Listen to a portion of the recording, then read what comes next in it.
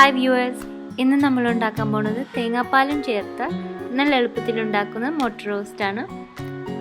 അതിനു മുമ്പ് ഇന്നത്തെ ടെസ്റ്റിമോണിയൽസ് നോക്കാം. ഫൈസൽ ട്രൈ ചെയ്തിരിക്കുന്ന നമ്മുടെ തലശ്ശേരി ദം ചിക്കൻ ബിരിയാണി റെസിപ്പി.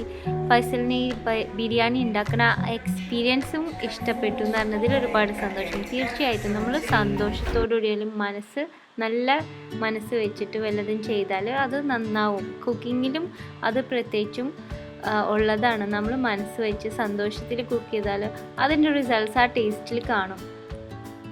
എനിക്ക് എല്ലാവരോടും പറയാനുള്ള ഒരു കാര്യമാണ്, നമ്മൾക്ക് ലൈഫിൽ ഒരുപാട് വിഷമങ്ങളും ബുദ്ധിമുട്ടുകളും പല പ്രശ്നങ്ങളും ഇല്ലാത്ത ആരുമില്ല.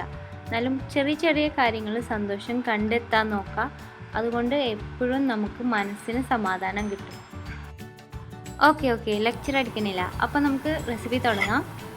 ഇവിടെ 4 ഇടത്തരം സൈസിലുള്ള സവാള നീളത്തിൽ അരിഞ്ഞിട്ടുണ്ട്, 2 വലിയ ടൊമാറ്റോ, 2 ടേബിൾ സ്പൂൺ പച്ചമുളക് അരിഞ്ഞത്, ഞാൻ എരിവില്ലാത്ത പച്ചമുളകാണ് ഉപയോഗിക്കുന്നത്, പിന്നെ 2 ടേബിൾ സ്പൂൺ കറിവേപ്പില. അപ്പോൾ നോൺ സ്റ്റിക്ക് പാൻ എടുത്തിട്ടുണ്ട്. ഒരു 4 ടേബിൾ സ്പൂൺ എണ്ണ ചൂടാക്കി അതിൽ 1 ടീസ്പൂൺ കടുകിട്ട് പൊട്ടിക്കാം. കടുക് മുഴുവൻ പൊട്ടിക്കഴിഞ്ഞതിന് ശേഷം ഉലുവ ചേർക്കാവൂ.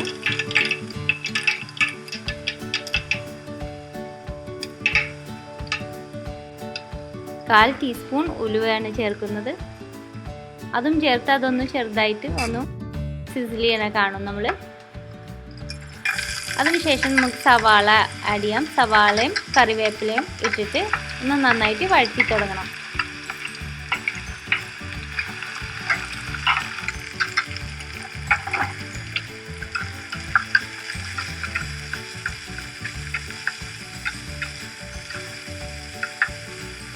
ആദ്യം സവാള ഒന്ന് സോഫ്റ്റായി വരുമ്പോൾ നമുക്ക് കുറച്ച് ഉപ്പ് ചേർത്ത് കൊടുക്കാം. അപ്പോൾ ഒന്ന് സ്പീഡിൽ വഴറ്റി കിട്ടും. കാരണം ഈ സവാള നന്നായി വഴറ്റി കിട്ടണം. നമുക്ക് മുട്ട റോസ്റ്റ് ഉണ്ടാക്കുമ്പോൾ അങ്ങനെയാണല്ലോ.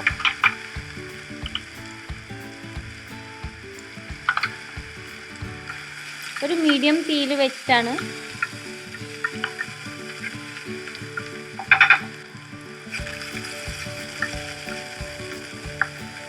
അപ്പോൾ ഏകദേശം 2 മിനിറ്റ് ഒക്കെ കഴിയുമ്പോൾ ഒരു ഗോൾഡൻ കളറായി തുടങ്ങും ഇതുപോലെ.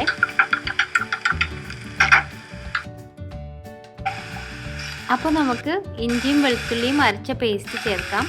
ഇവിടെ 2 ടേബിൾ സ്പൂൺ ജിഞ്ചർ ഗാർലിക് പേസ്റ്റാണ് ചേർക്കുന്നത്. പിന്നെ പച്ചമുളകും ഇപ്പോഴാണ് ചേർക്കുന്നത്. ഇനി ഇത് നന്നായി വഴറ്റി ഇഞ്ചിയുടെയും വെളുത്തുള്ളിയുടെയും പച്ചമണമൊക്കെ നന്നായി മാറിക്കിട്ടണം.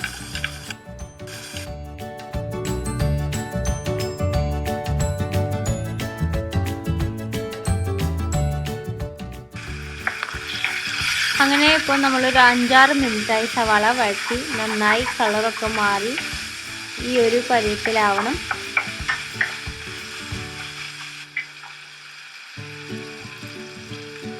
ഇനി നമുക്ക് പൊടികൾ ചേർത്ത് കൊടുക്കാം. 2 ടേബിൾ സ്പൂൺ മല്ലിപ്പൊടി ചേർത്ത് കൊടുത്തിട്ടുണ്ട്. പിന്നെ 1 ടേബിൾ സ്പൂൺ മീറ്റ് മസാലപ്പൊടി, ഞാൻ ഈസ്റ്റേൺ മീറ്റ് മസാലപ്പൊടിയാണ് ഉപയോഗിക്കുന്നത്. 1/2 ടീസ്പൂൺ മഞ്ഞൾപ്പൊടി, 1/2 ടീസ്പൂൺ മുളക് പൊടി, 1 ടീസ്പൂൺ നാടൻ കറി മസാലപ്പൊടി. എൻ്റെ നാടൻ കറി മസാലപ്പൊടിയുടെ വീഡിയോ ചെക്ക് ചെയ്തോളൂ. ഇത് നന്നായി ഒന്ന് ആ പൊടികളുടെ പച്ചമണം മാറി കിട്ടണം. മല്ലിയുടെ ആ കുത്തൊന്നും ബാക്കി നിൽക്കാതെ നോക്കാം. ഇടയ്ക്കിടയ്ക്ക് കുറച്ച് വെള്ളം ഒന്ന് ചേർത്ത് കൊടുക്കാം, നമ്മുടെ പൊടികളൊന്നും മടി പിടിക്കാണ്ടിരിക്കാൻ വേണ്ടിയിട്ട്.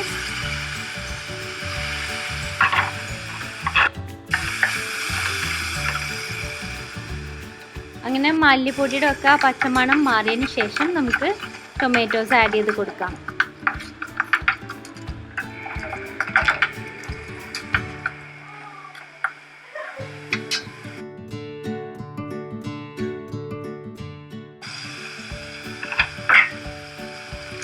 ഇനി ഇതിലേക്ക് നമുക്ക് ഒരു 1/4 കപ്പ് വെള്ളം ചേർത്ത് കൊടുക്കാം.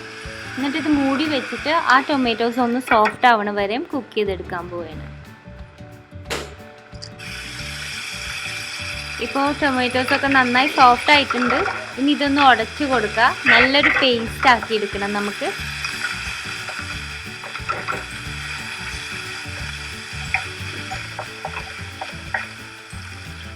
ഇടയ്ക്കിടയ്ക്ക് കുറച്ച് വെള്ളം ചേർത്ത് കൊടുക്കാം, നമുക്ക് ഈ നല്ല പേസ്റ്റായി കിട്ടണ വരെ.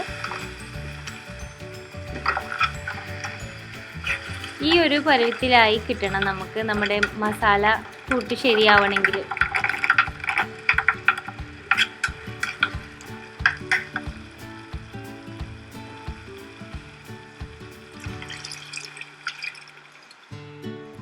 ഇപ്പം നമുക്കൊരു 3/4 കപ്പ് ഒരുവിധം കട്ടിയുള്ള തേങ്ങാപ്പാൽ ചേർത്ത് കൊടുക്കണം.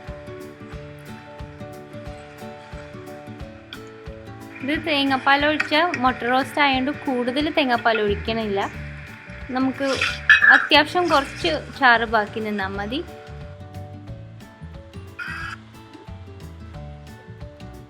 ഇതൊന്ന് തിരിച്ച് തിളച്ച് തുടങ്ങുമ്പോൾ നമുക്ക് ഇവിടെ 8 മുട്ട പുഴുങ്ങിയിട്ടുണ്ട്, അതൊന്ന് സ്ലൈസ് ചെയ്ത് പകുതിയാക്കാം.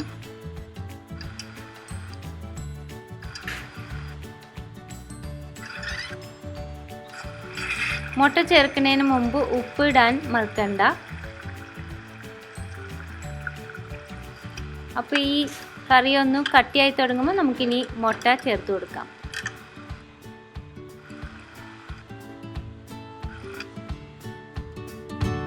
ഇത് ചെറിയ തീയിൽ ഇങ്ങനെ 1 മിനിറ്റ് കിടന്ന് ആ മുട്ടമില്ല മസാല ഒക്കെ ഒന്ന് പിടിക്കാൻ ഇത്തിരി സമയം കൊടുക്കാം. അതിൻ്റെ മുകളിൽ നമുക്ക് കുറച്ചും കൂടി നമ്മുടെ നാടൻ കറി മസാല ഒന്ന് ഇട്ട് കൊടുക്കാം.